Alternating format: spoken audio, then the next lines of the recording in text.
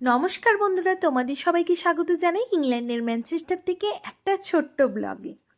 তা আশা করি তোমরা তো সবাই দেশের মাটিতে বসে বেশ জমিয়ে দারুণ স্বাদের স্বাদের আম খাচ্ছ।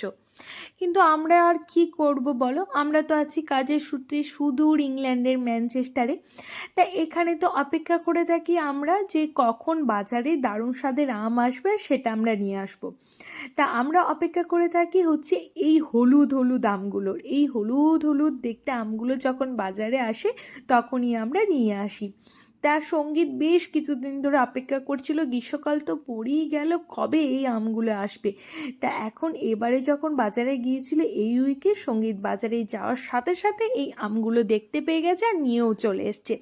দেখো হলুদ হলুদ, আগেও আমরা অন্যরকম আম এনে খেয়েছি কিন্তু সেই আমগুলো না টক বেরিয়েছে, সেই জন্য আমরা সবসময় চেষ্টা করি এরকম হলুদ রঙের আমগুলো আনার, যেগুলো খেতে খুবই মিষ্টি থাকে আর গন্ধটাও খুব ভালো থাকে। মানে এই আমগুলো হচ্ছে স্বাদ এবং গন্ধে ভরপুর।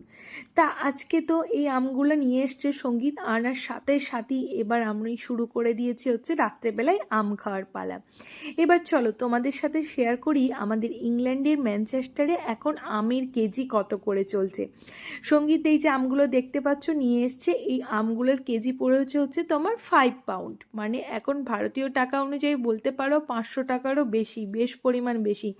কারণ এখন 1 পাউন্ড সমান চলছে প্রায় 113-14 টাকার মতো। যাই হোক, এই এখন এখানে যে ম্যানচেস্টারে আমের কেজি যে দোকানটা থেকে নিয়ে এসছে, যে সেই দোকানটা হলো তোমার ওয়ার্ল্ড ওয়াইড দোকানটা থেকে আমের কেজি নিয়েছে হচ্ছে তোমার 5 পাউন্ড করে পার কেজি। তা আমটা খেতে সত্যিই খুব ভালো ছিল, কিন্তু খুব বেশি পরিমাণ পাকা ছিল, মানে একদম নরম তেলতেলে একটা পাকা বলে না, সেই পরিমাণ এই আমটা ছিল হচ্ছে তোমার পাকা।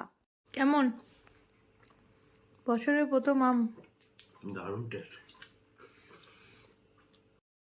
এখন তোমরা সবাই কমেন্ট করে জানিয়ে তো তোমাদের ওই দিকে আমের রেট বা কেজি কেমন করে চলছে, অবশ্যই কিন্তু কমেন্ট করে জানিও। আর আমিও তো জানিয়ে দিলাম আমাদের কেজি কত করে চলছে। আজকের এই ছোট্ট আম খাওয়ার ব্লগটা কেমন লাগলো অবশ্যই কিন্তু কমেন্ট করে জানিও।